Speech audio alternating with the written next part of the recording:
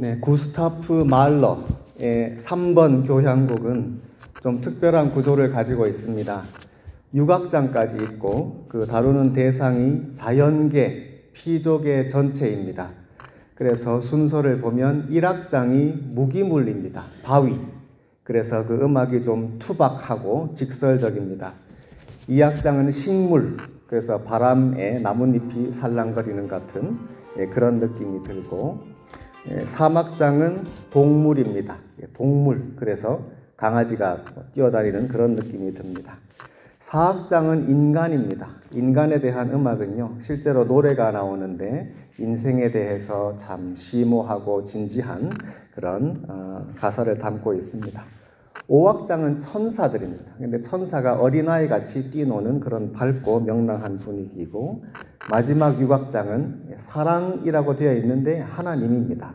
하나님에 대한 음악. 그래서 6악장이 특별히 힐링입니다. 여러분 좀 마음이 힘들 때 말러 3번 6악장 들어보시면 좋습니다.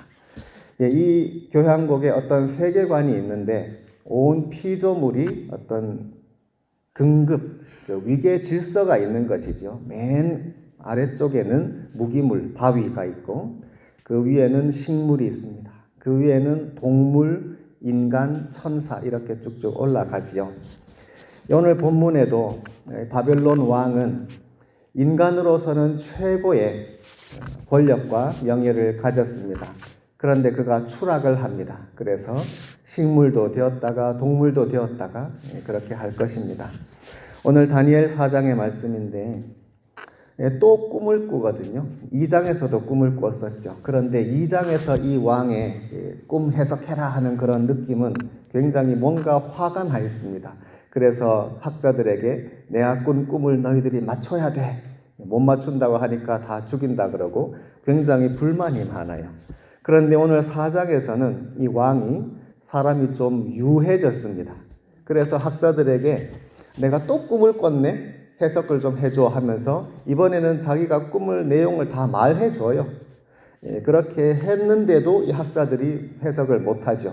그런데 왕이 또 화도 안 내고 마치 그럴 줄 알았다는 듯이 그래? 그러면 다니엘을 부르면 되지 이런 느낌입니다. 다니엘이 다 꿈의 해석을 잘 해줄 줄 다 믿는 것이지요.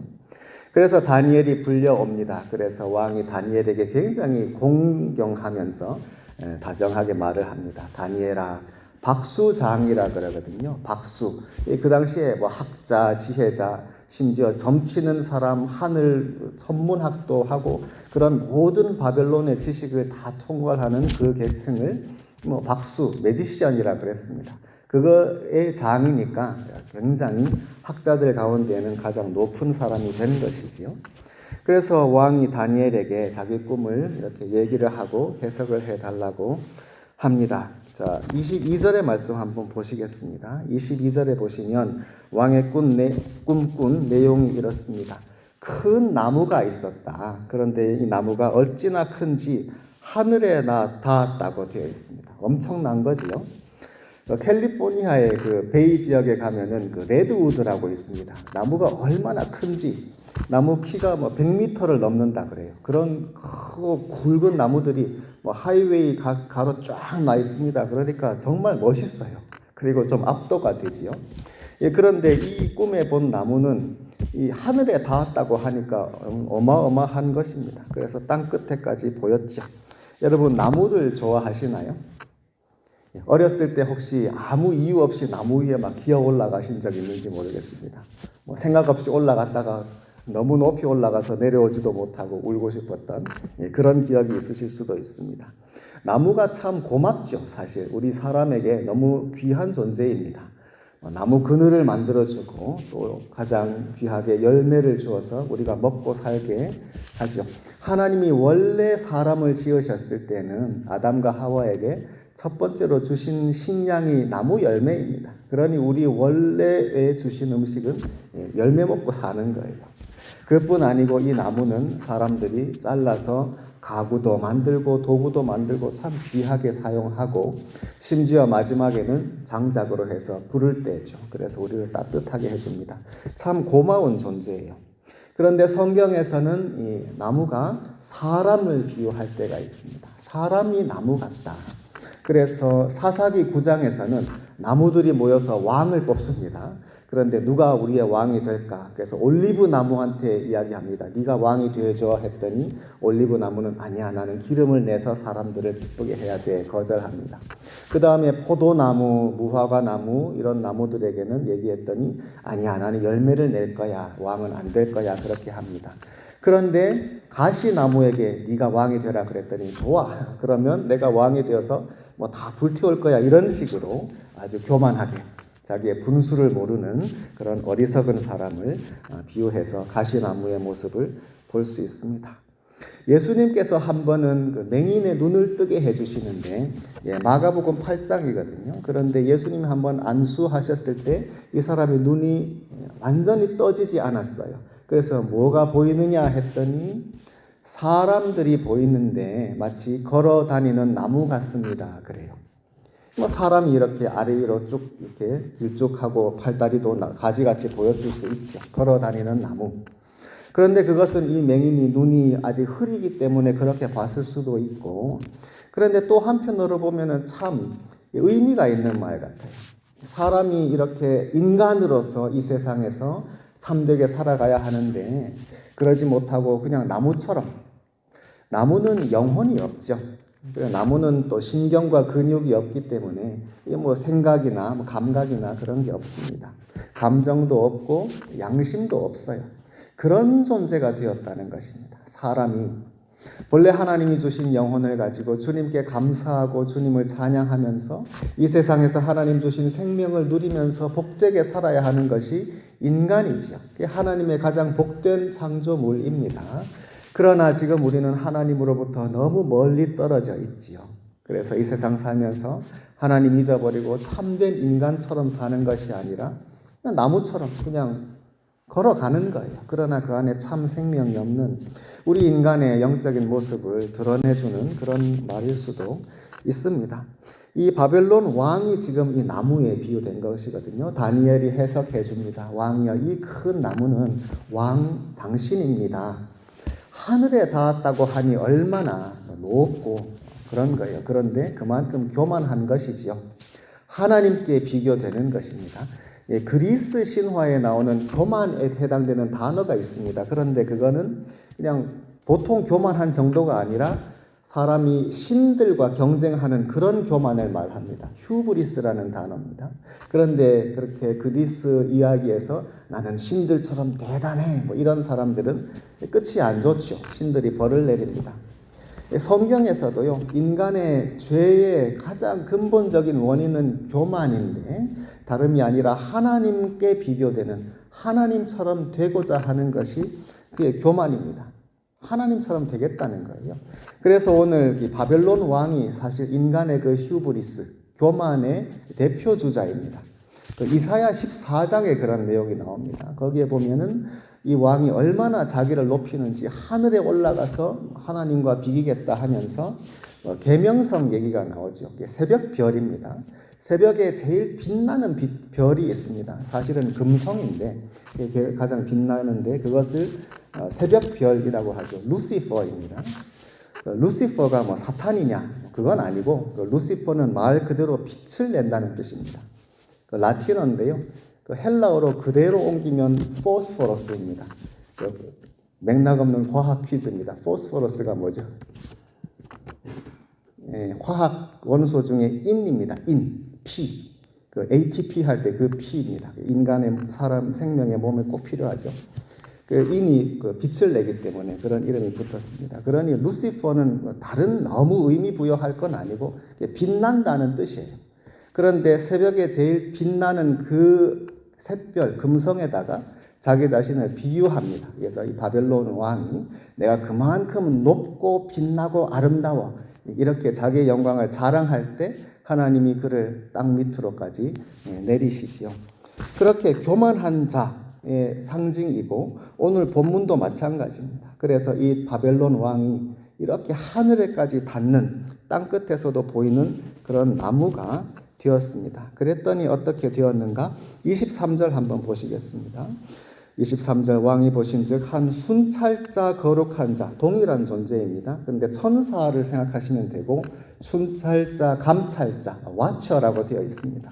하늘에서 내려다보고 감독하는 존재, 그런 천사들이 나라들마다 있는 것입니다. 왕들마다. 그래서 천사들이 하나님의 명을 받아서 감찰을 합니다. 이 왕이 정말 제대로 하는지, 하나님을 두려워하면서 세상을 잘 다스리는지, 아니면 그저 자기 권력 자랑하는 교만한 자인지 천사들이 늘 내려다보고 있습니다.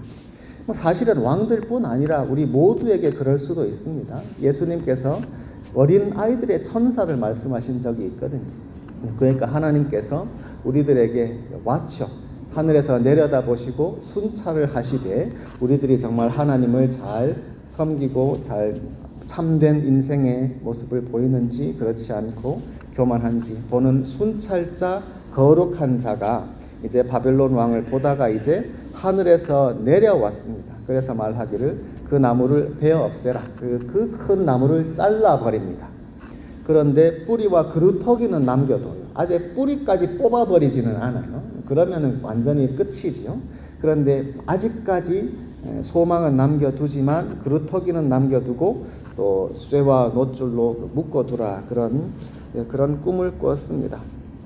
그러니 다니엘이 이것을 해석을 해주죠. 그래서 이것은 왕입니다. 왕이 만약에 교만하면 하나님을 두려워하지 않고 하나님께서 이 왕권을 주셨다는 것을 알아서 삼가지 않고 교만하면 이와 같이 하나님이 낮추실 것입니다. 이와 같은 예언을 해주게 됩니다. 자, 25절의 말씀 한번 보시겠습니다. 25절 중간쯤부터 이와 같이 7대를 지날 것이라. 7대는 아마도 이제 7년일 것입니다. 7년. 그와 같은 시간이 이렇게 잘리고 포박되는 기간이 지날 것이고, 그때 지극히 높으신 이가 사람의 나라를 다스리신다. 그것을 깨달으면 이제 다시 제대로 회복될 것입니다. 이것이 오늘의 주제입니다. 하나님이 다스리심. 하나님께서 사람의 나라를 다스리십니다. 그 나무도 자르고 짐승도 아니고 사람의 나라. 하나님께서 다스리시는 하나님의 나라입니다.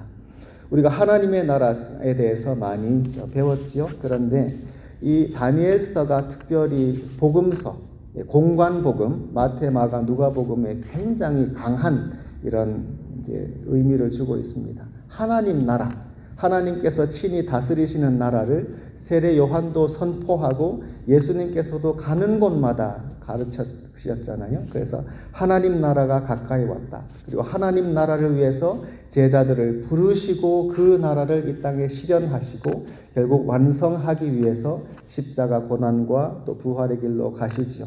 하나님의 나라입니다. 하나님께서 다스리시는 줄 너희가 알지어다. 바로 그것을 알려주기 위해서 하나님께서 이 바벨론 왕에게 이 꿈을 보여주신 것이죠. 사람이 세운 나라가 아니고 오직 하나님께서 세상을 다스리신다.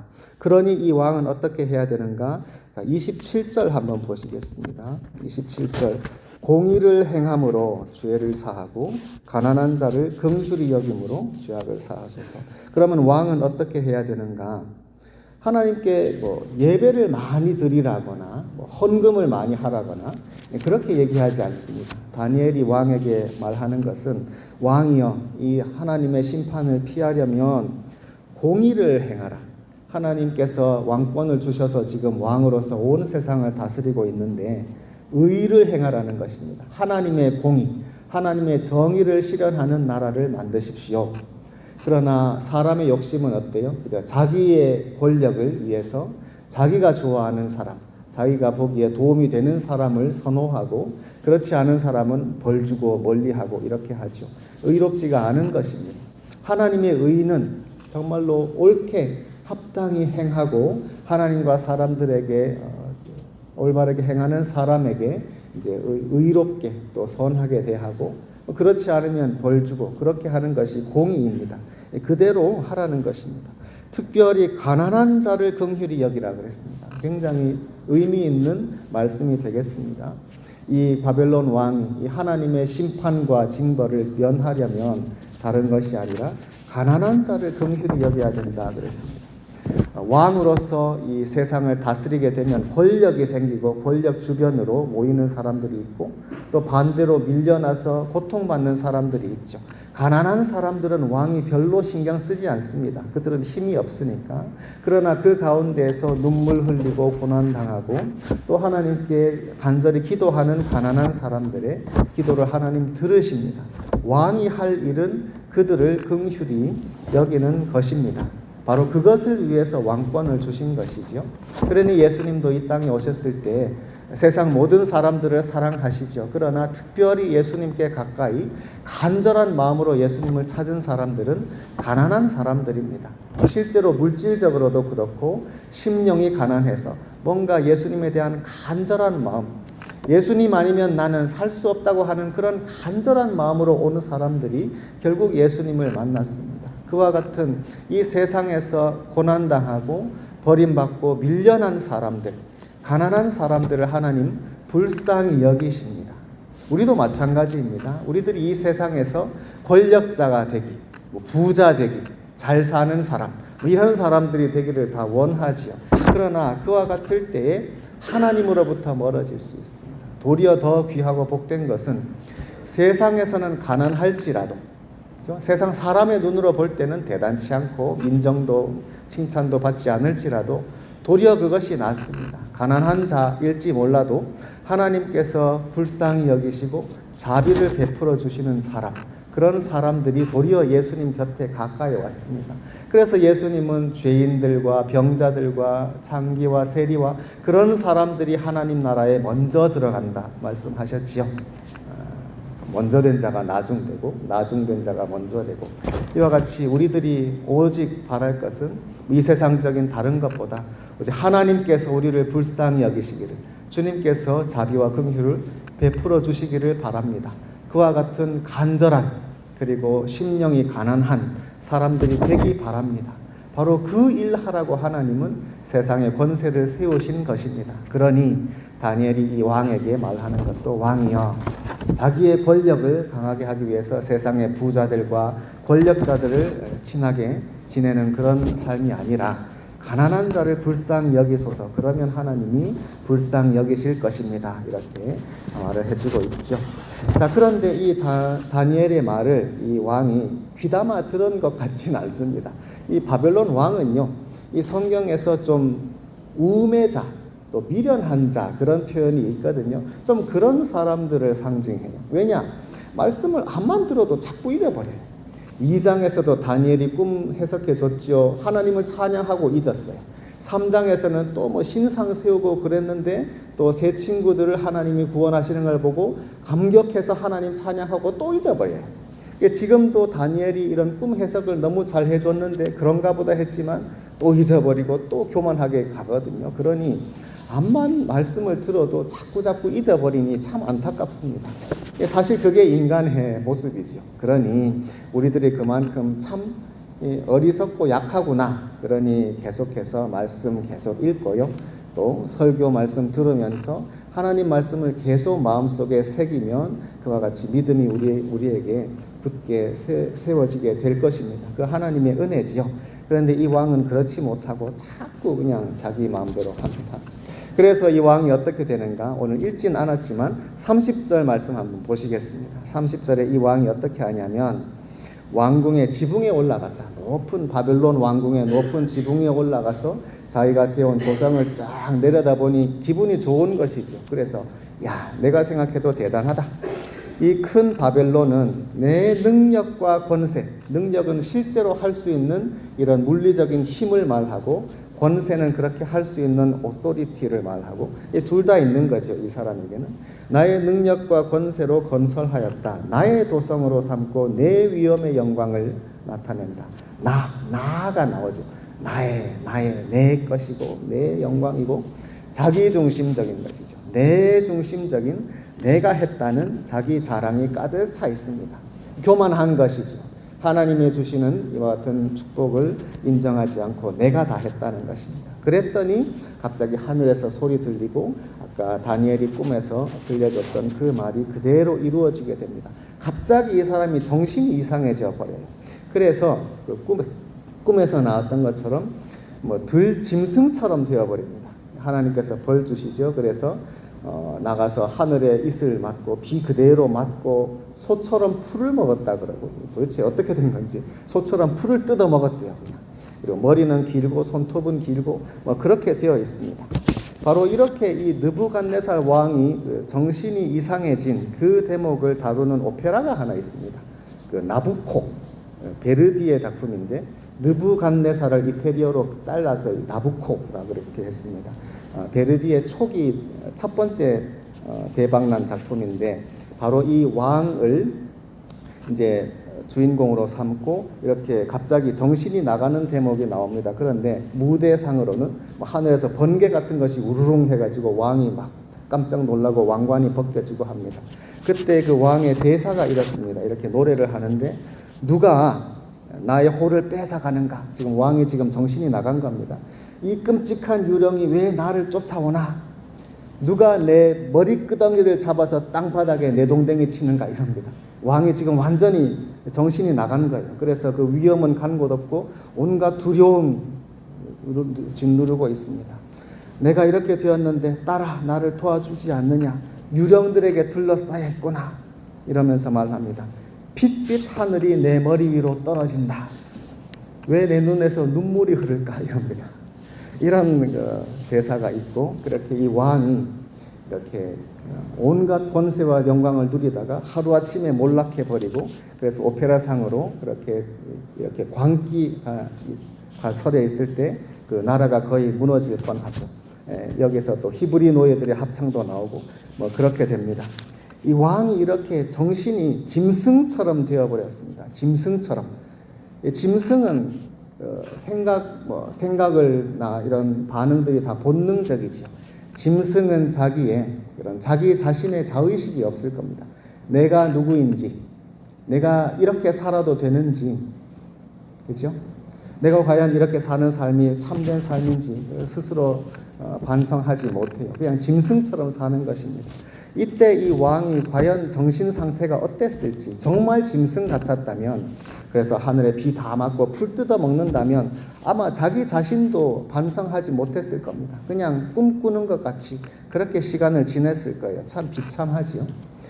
그런데 혹시 그렇게 짐승처럼 사는 미친 7년 기간 동안 혹시 인간의 자의식이 남아 있었다면 그건 더 괴로운 일이지요. 내가 인간이고 인생인데 내가 내 인생이 왜 이렇게 됐지? 내가 왜 짐승처럼 땅에 풀 뜯어 먹고 있지? 그런데 그걸 벗어나지 못해요. 완전히 속박된 거지요. 그러면은 더 괴롭지 않겠어요? 자유를 완전히 잃어버리고 이 잘못된 데서 벗어나지 못하는 그런 불쌍한 인생이, 짐승 같은 인생이 되었습니다. 그러나 하나님께서 자비를 베풀어 주셔서 그 때가 다 찼습니다. 34절 보시겠습니다.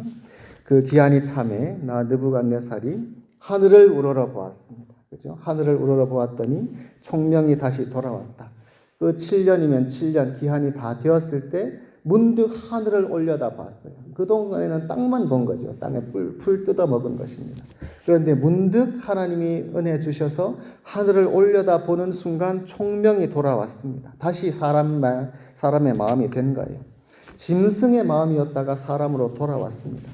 이게 이 사람만 그런 것이 아니고 사실은 인생이 이렇습니다. 사람이요, 하나님 알지 못하고 그저 물질과 내 육신이 전체라고 살면, 그래서 그냥 이 세상에 몇십 년 살다가 죽으면 없어지는 거지, 이런 세계관으로 살면 짐승이나 똑같습니다. 그저 이 세상 살면서 조금 보기 좋을지 모르지만 결국 똑같은 그런 허망한 멸망의 길로 가는 것이에요. 하나님께서 은혜 주셔야만 합니다. 이런 은혜 주시면 우리들이 하늘을 우러러보고 참된 총명이, 영적인 지혜가 우리에게 돌아오면 우리들이 하나님을 알 수 있습니다. 참된 인생이 시작이 되는 것입니다. 그러고 돌아봤더니 지난날의 나의 인생은 그럴듯하다 했지만 결국은 동물과도 같이 그냥 이 세상에서 의미 없이 살다가 죽을 큰일 날 뻔한 인생이었다는 것을 아는 것입니다. 여러분, 하나님 우리들에게 은혜를 주셔서 우리가 하나님 알기를 원하시거든요. 나는 그 하나님을 알고 싶은데 근데 하나님 나에게 은혜를 안 주시는가? 주셔요. 하나님 우리들에게 은혜 주시고 지혜 주셔서 우리가 하나님 알기를 원하십니다. 우리가 하나님 안에서 영적인 눈이 뜨이면 다릅니다. 완전히 새로운 삶이 되었다는 것을 알아요. 그리고 나의 지난날의 삶은 육신의 삶, 물질적인 삶이었다는 것을 이제 깨닫게 되지요. 그리고 그와 같은 잘못된 삶, 나무와 같고 짐승과도 같은 삶에서 참 인간, 참 하나님의 자녀로서의 삶으로 하나님이 구원해 주셨다는 것을 고백하게 됩니다. 이전으로 돌아갈 수 없어요. 그렇게 되면 정말 영적인 눈이 뜨이는 것이고 지혜와 총명이 돌아오는 것이고 하나님을 알고 인생이 완전히 새롭게 보이는 것이지요. 이 일이 우리에게 꼭 있어야 합니다. 하나님을 알고 하나님을 따르고 섬기는 삶이 되어야 합니다. 아예 모르면 하나님을 아예 모르면은 그냥 그런 생각 없이 그냥 살죠. 그렇게 사는 사람이 많습니다. 어떤 경우에는 이게 좀 희미할 수도 있습니다. 확신이 없거나 하나님을 믿기는 믿는데 하나님이 완전히 나의 삶을 주장하신다는 확신이 없는 경우도 있어요. 그럴 때에는 하나님의 은혜를 의지해야 합니다. 그리고 다시 하나님을 온전히 바라보아야 합니다. 하나님은 우리에게 필요한 모든 것을 이미 주셨어요. 예수님을 보내주셨고 예수님 우리 위해서 십자가 죽으셨죠. 다시 살아나셨습니다. 하나님은 우리에게 필요한 모든 구원을 이미 다 이루어 주셨습니다. 우리가 할 일은 그분을 바라보는 것입니다. 믿음이 조금 있어도 괜찮습니다. 겨자씨만한 작은 믿음이라도 괜찮으니 주님 내가 아직은 확실히 모르겠습니다. 그러나 주님 나를 사랑하시고 나를 완전히 새로운 세상 하나님의 나라로 인도해 주시는 것을 내가 믿습니다. 나를 도와주세요 하면 하나님께서 은혜 주십니다. 그리고 나의 영적인 눈을 열어서 새로운 지혜, 참된 지식을 보여주시고 인생이란 참으로 어떤 것인가를 보여주십니다. 새로운 삶이 시작되는 거예요. 그러고 보면 지난날의 나의 삶이 아무리 이 세상적으로는 능력이 있었을지 몰라도 정말 참된 삶이 아니었구나 하고 깨닫게 되는 것이죠. 하나님께서 이 주님의 총명을 보여주시기 바랍니다. 하나님께서 우리의 삶을 친히 인도해 주시기를 바랍니다. 그래서 내가 더 이상 내 삶의 중심이 아닙니다. 오늘 본문의 바벨론 왕은 좀 스케일이 컸습니다. 온 세상을 다스리니까. 그런데 그러면 나는 그런 왕은 아니니까 나는 괜찮지. 그게 아니고 나도 좀 스케일만 작을 뿐이지 내가 하나님처럼 되겠다 하면 똑같은 겁니다. 하나님처럼 되는 게 뭐냐? 다름이 아니라 창세기 3장의 선악과 그거잖아요. 선악과를 먹고 하나님처럼 되는 것이죠. 선악이라는 말이 전에 말씀드린 적이 있습니다. 선악, good and evil 그러면 무슨 윤리적인 느낌이 드는데 꼭 그런 것보다 의미가 더 넓다 그랬습니다. good and bad이요. 좋고 나쁜 것입니다. 우리들이 늘 좋고 나쁜 것을 선택하죠. 살면서 선택하고 결정하고 이런 삶의 중요한 결단 내릴 때 우리들이 늘 뭐가 내게 좋은가, 뭐가 내게 나쁜가 그거 재지 않습니까? 그런데 그걸 내 마음대로 하겠다는 것입니다. 그게 교만입니다. 여러분 우리들이 이 세상 살면서 공부할 때, 잡 잡을 때, 결혼할 때, 자녀 키울 때 선택이 무수히 많잖아요. 그런데 그 선택을 어떻게 하느냐? 결국 좋고 나쁜 거 보고 선택하는 건데 그 선택을 내가 한다면 그게 하나님처럼 되는 것입니다. 이게 교만이거든요. 오늘 바벨론 왕이랑 똑같은 것입니다. 스케일이 작을 뿐이에요. 그러니 그것은 하나님 보시기에 낮추시죠. 그렇게 해서는 안 된다. 때가 필요하면 이렇게 나무 자르듯이 하나님이 역사하십니다.